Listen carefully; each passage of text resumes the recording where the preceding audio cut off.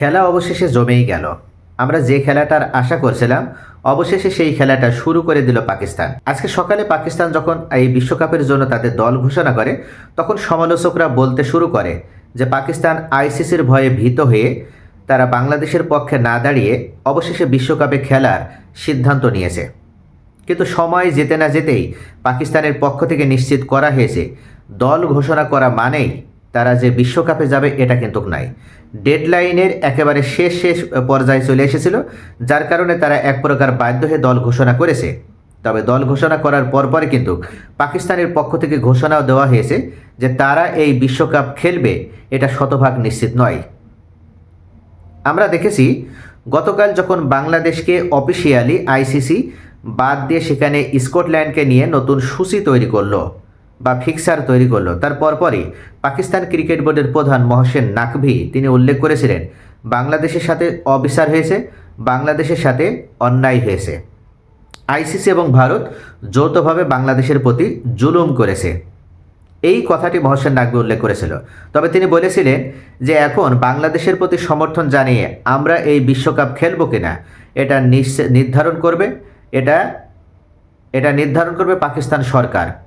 পাকিস্তান প্রধানমন্ত্রী শাহবাজ শরীফ উনি বিদেশে আছেন, দেশে আসলেই পাকিস্তান ক্রিকেট বোর্ডের সাথে বৈঠক বসার মাধ্যমে যে সিদ্ধান্ত নেবে সরকার, পাকিস্তান ক্রিকেট বোর্ড সেই সিদ্ধান্ত নেবে, পাকিস্তানি ক্রিকেটাররা সেই সিদ্ধান্ত নেবে। আজকে আমরা দেখেছি পাকিস্তান ক্রিকেট বোর্ডের প্রধান মহসেন নাকভি এই বক্তব্য দেওয়ার পরে আইসিসির পক্ষ থেকে চরমভাবে একটা হুমকি প্রদান করা হয় পাকিস্তানকে উদ্দেশ্য করে। বলা হয়েছিল পাকিস্তান যদি বিশ্বকাপ বয়কট করে বাংলাদেশের সাথে, তাহলে পাকিস্তানের প্রতিও আইসিসির পক্ষ থেকে কঠোর পদক্ষেপ নেওয়া হবে।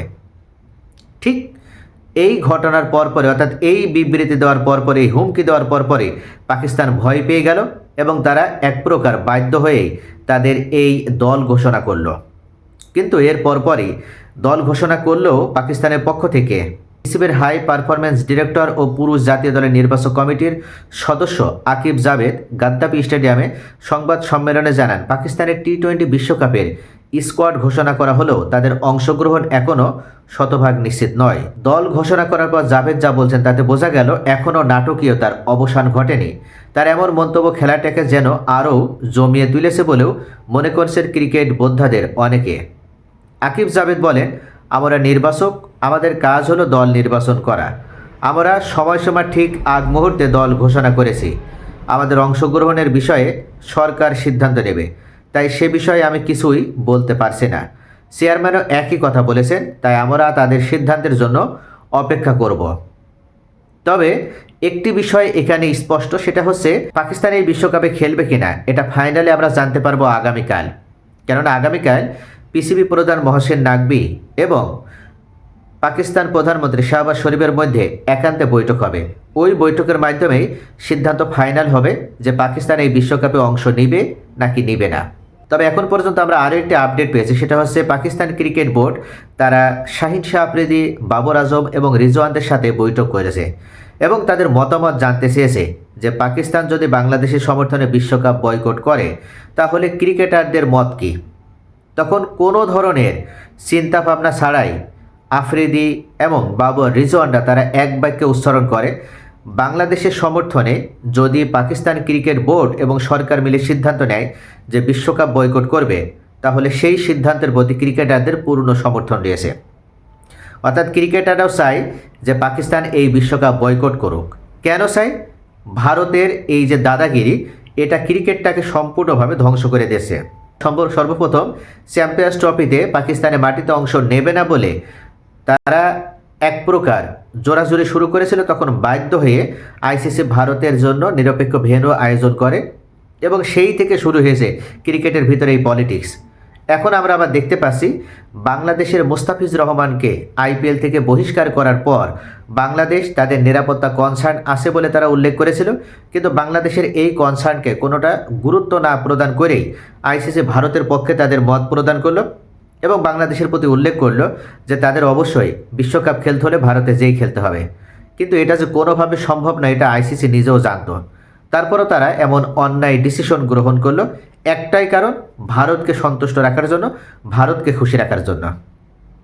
তবে শেষ পর্যন্ত বাংলাদেশ তারা তাদের সিদ্ধান্তে অনড় রয়েছে এবং তারা এমন কোনো সিদ্ধান্ত নিতে রাজি নয় যেটার মাধ্যমে তাদের ক্রিকেটাররা বিপদের মধ্যে পড়বে, তাদের সাংবাদিকরা বিপদের মধ্যে পড়বে, তাদের সমর্থকরা বিপদের মধ্যে পড়বে, এবং যার কারণেই তারা এই বিশ্বকাপ আর খেলবে না, এটা নিশ্চিত হয়ে গেছে। এখন পাকিস্তান যদি বাংলাদেশের সাথে সহমর্মিতা দেখানোর মাধ্যমে এই বিশ্বকাপ বয়কট করে, তাহলে আইসিসি চরমভাবে ক্ষতিগ্রস্ত হবে। কেননা আইসিসি যতগুলো ইভেন্ট আয়োজিত হয় তার সবথেকে বড় বাজার হচ্ছে ভারত, আর এরপরে কিন্তু দ্বিতীয় স্থান আমরা যদি দেখি তাহলে বাংলাদেশ এবং পাকিস্তানের সম্মিলিত যে জনসংখ্যা, তারাই কিন্তু এই আইসিসির ইভেন্টগুলোকে এক প্রকার পরিচালনা করে। আপনার অস্ট্রেলিয়া, নিউজিল্যান্ড এবং ইউরোপিয়ান রাষ্ট্রগুলোতে, আমেরিকান রাষ্ট্রগুলোতে এই আইসিসির ইভেন্টগুলো বা ক্রিকেট খেলাটা এত জনপ্রিয় নয়, যতটা জনপ্রিয় বাংলাদেশিদের কাছে, যতটা জনপ্রিয় পাকিস্তানিদের কাছে। আর এই দুইটা দেশ মিলে প্রায় 40 কোটির কাছে মানুষ, তারা সকলে কিন্তু আবার বৃদ্ধ বনিতা ক্রিকেটকে ভালোবাসে এবং ক্রিকেটকে দেখে।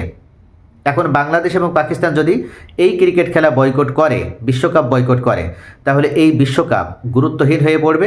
এই বিশ্বকাপ আয়োজন করা না করা আইসিসির জন্য কিন্তু একটা সমান বিষয়ে দাঁড়াবে।